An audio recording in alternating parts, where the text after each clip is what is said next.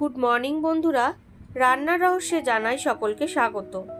আর একই স্বাদের রেসিপি প্রতিদিন নয়, হাজারেরও বেশি রেসিপি নিয়ে চলে এসেছি রান্নার রহস্যে।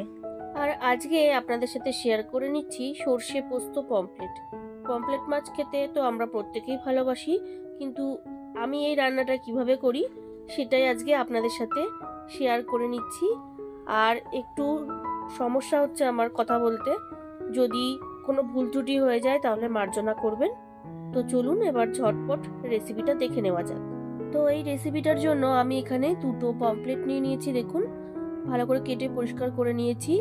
আর গরম জলের মধ্যে হলুদ সর্ষে, কালো সর্ষে আর পোস্ত আর কয়েকটা লাল লঙ্কা আমি একটু ভিজিয়ে রেখেছি। তার পাশাপাশি নিয়ে নিয়েছি ধনেপাতা, কাঁচা লঙ্কা, হলুদ গুঁড়ো, কালো জিরে আর শুকনো লঙ্কার গুঁড়ো। আর রান্নাটা সর্ষের তেলে করব।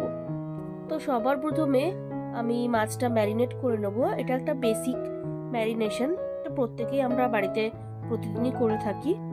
তো সেই মতন আমি লবণ আর একটু হলুদ দিয়ে নিলাম, দিয়ে ভালো করে আমি এবার পমফ্রেটের দুপিঠে একটু মাখিয়ে নিচ্ছি। বন্ধুরা, এই রকম নতুনত্ব মাছের রেসিপি কিন্তু আমার চ্যানেল পেজে অনেক আছে। আপনারা আমার চ্যানেল পেজ ভিজিট করলেই কিন্তু সেখান থেকে সেই রেসিপিগুলো দেখে নিতে পারবেন। আর ভালো লাগলে অবশ্যই একটা লাইক কমেন্ট করতে ভুলবেন না। তো দেখুন ভালো করে কিন্তু আমি লবণ আর হলুদ মাখিয়ে নিলাম, মাখিয়ে একটু 5 মিনিট রেখে দেবো।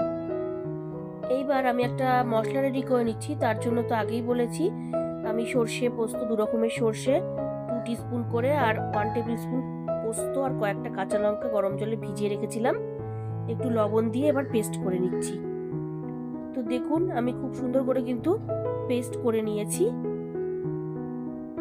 এবার মাছগুলো ভাজার জন্য ফ্রাই প্যানে আমি সর্ষের তেল গরম করে নিচ্ছি, পরিমাণ অনুযায়ী দিয়ে দিলাম।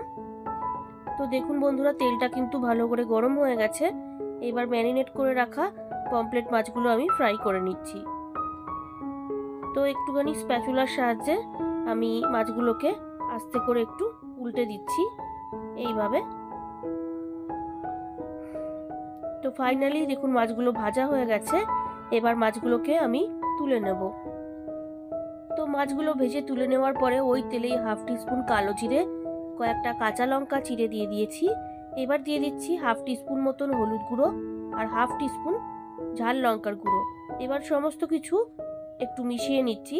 আর একটু লবণ আমি দিয়ে দিলাম, দিয়ে এর মধ্যে যে পেস্ট করে রেখেছিলাম আমি 2 রকমের সর্ষে, পোস্ত আর কাঁচা লঙ্কার, অর্থাৎ লাল লঙ্কা সরি, সেই পেস্ট আমি দিয়ে দিলাম 2 টেবিল স্পুন।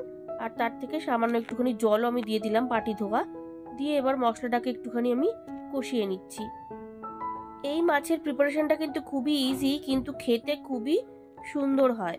তো দেখুন সামান্য একটু জল দিয়ে দিলাম, জল দিয়ে আবারও একটুখানি ভালো করে আমি মিশিয়ে নিচ্ছি।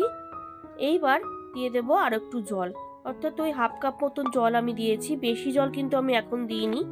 দিয়ে একটু মিশিয়ে নিলাম।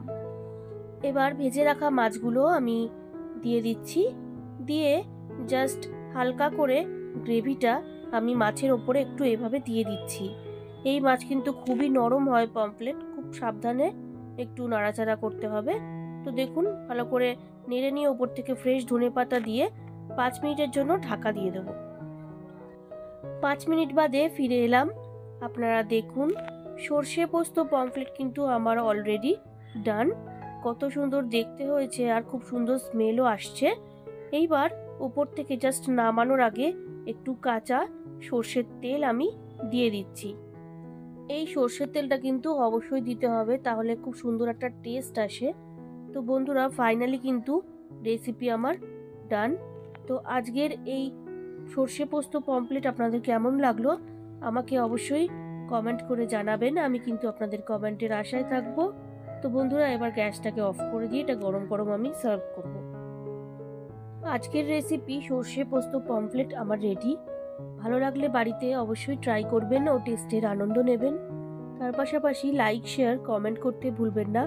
আর নতুন বন্ধুরা যারা এখনো পর্যন্ত আমার চ্যানেলটিকে সাবস্ক্রাইব করেননি, তারা আরও ভালো ও নতুনত্ব রেসিপির জন্য রান্নার রহস্যকে অবশ্যই সাবস্ক্রাইব করবেন। ধন্যবাদ।